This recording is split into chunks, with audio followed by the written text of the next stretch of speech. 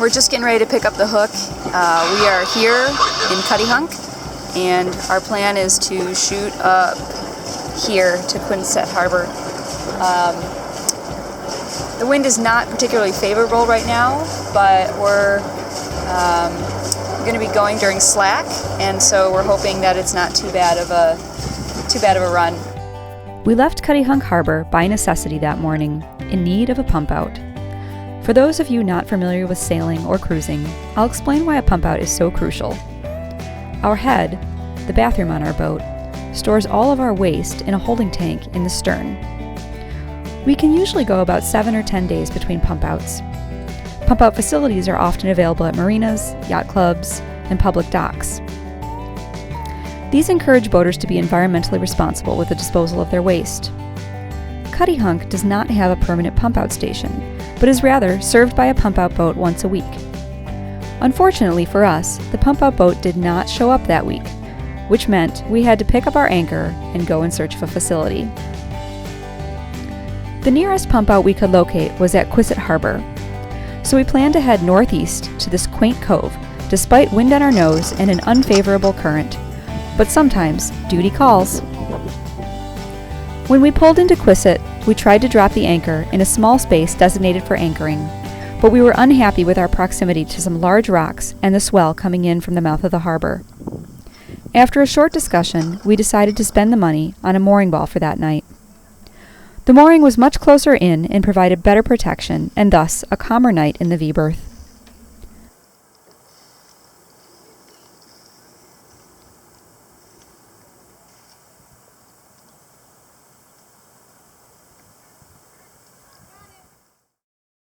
The next morning, we rowed our dinghy to the dock to inquire about a pump-out and check on the railway that was used there to haul boats.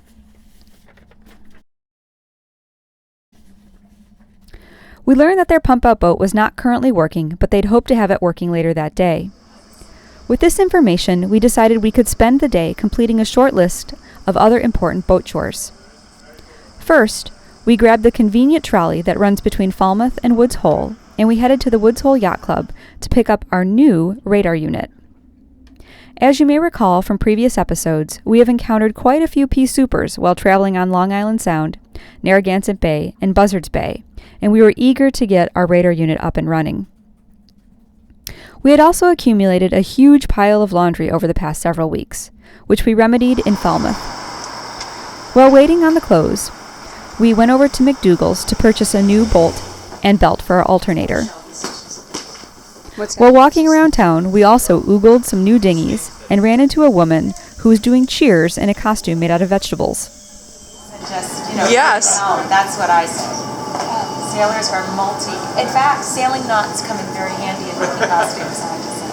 Yeah, so we're doing the greatest international scavenger hunt the world has ever seen, which is a week-long event that takes place all over the world with over 30,000 participants in over 100 countries. You have a week to do over 200 items, ranging from random acts of kindness to really crazy art projects like this one. So we have to cheer for the vegetable section wearing a cheerleading costume made out of vegetables, and a 14-second long video. So we're fixing it right now.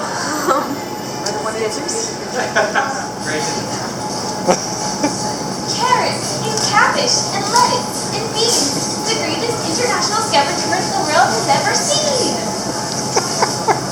Yay!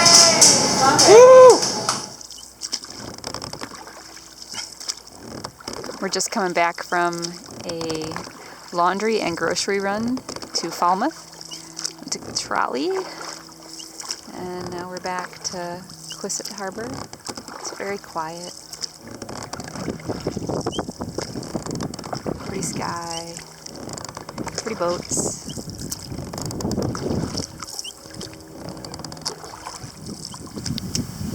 So we're just sitting in Quinset Harbor working on putting up our new radar. Picked it up from Woods Hole Yacht Club yesterday, and today we just put up the dome.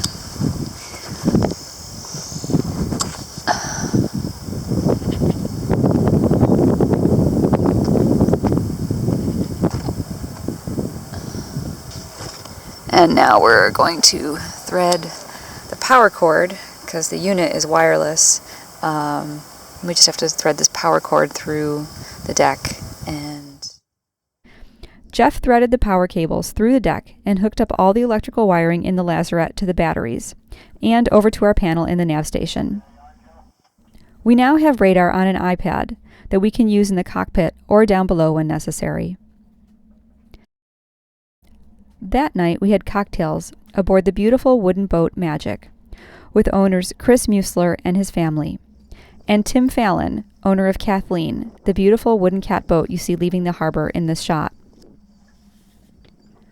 Magic is a cold-molded schooner that they recently purchased in the Pacific Northwest and had trucked east after spending a season cruising in Puget Sound.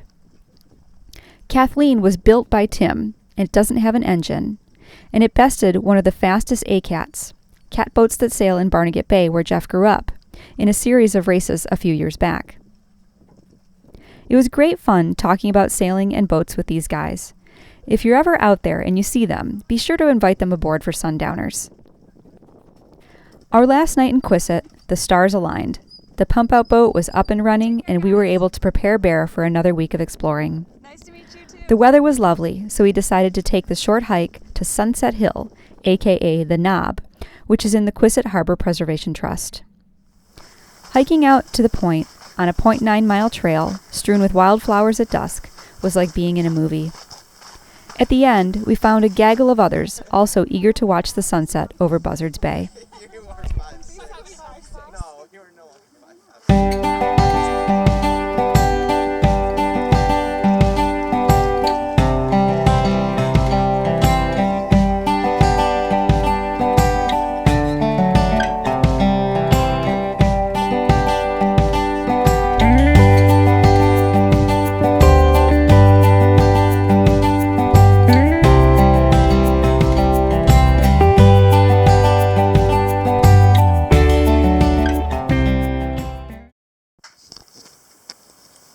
We just got a pump out, yes we did. Yay! Now we can go cruising wherever we want to. It's so exciting, I can't believe it.